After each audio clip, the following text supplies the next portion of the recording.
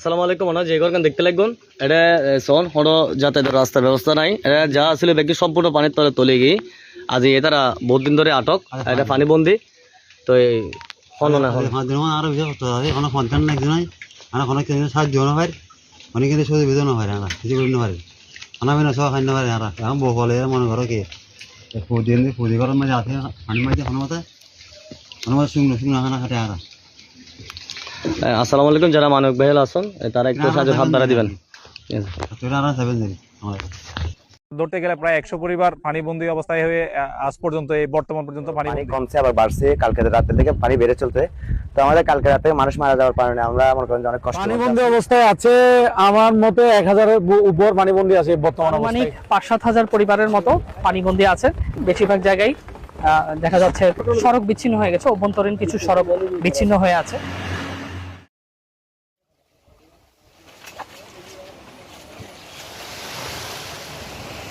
সেটা তো আমাদের সুন্দরপুর ছোট চ্যানেলে 1 নম্বর ওয়ার্ড।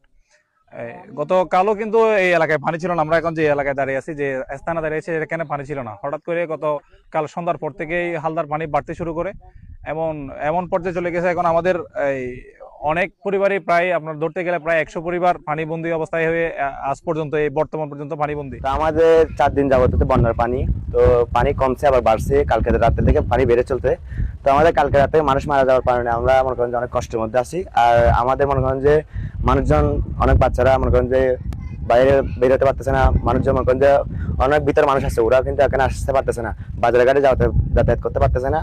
ওরা অনেক দুর্ভোগের মতো যোগ্য মানুষ নাকি মানুষের খবর বহুত কষ্ট হয়ে কে আগরা পানি তুমি কে আজ সাইড ভিতরে মানে তারা পয়সা করে গিয়ে আশা করে বহুত কষ্ট করতে তারা এই বাড়িয়ার মধ্যে পারে আর সাইড বাড়ি সাইড বাড়ি মিলি পারে 70-80 ঘর আছে ফ্যামিলি পানিবন্দী অবস্থায় আছে।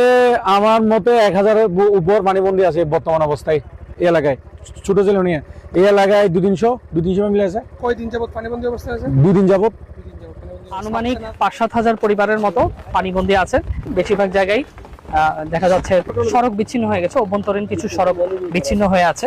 আমরা জেলা প্রশাসন এবং উপজেলা প্রশাসন নিরলসভাবে কাজ করে যাচ্ছি, জলাবদ্ধভাবে যারা আটকে পড়ে আছে তাদেরকে ত্রাণ সহযোগিতা পৌঁছে দেওয়ার জন্য। প্রশাসনের পাশাপাশি সেনাবাহিনী আমাদের ত্রাণ বিতরণ এবং উদ্ধার কার্যক্রমে সহযোগিতা করছেন। তারা আজকেও বিভিন্ন জায়গায় ত্রাণ বিতরণ করেছেন। আমরা যেসব জায়গায় সড়ক পথে যাওয়া যাচ্ছে না, নৌকার মাধ্যমে আমরা সেসব জায়গায় সেসব পরিবারের মাঝখানে ত্রাণ বিতরণ করে এসেছি। এছাড়াও আমরা মানবিক সহায়তা কার্যক্রম চলমান রেখেছি। আমাদের ধুরুং খাল এবং হালদা নদীতে বিভিন্ন পয়েন্টে ভাঙন দেখা দিয়েছে। তবে পানি নেমে যাওয়ার পর আসলে কত জায়গায় ভাঙন ধরেছে সেটি আমরা অ্যাসেসমেন্ট করতে পারবো।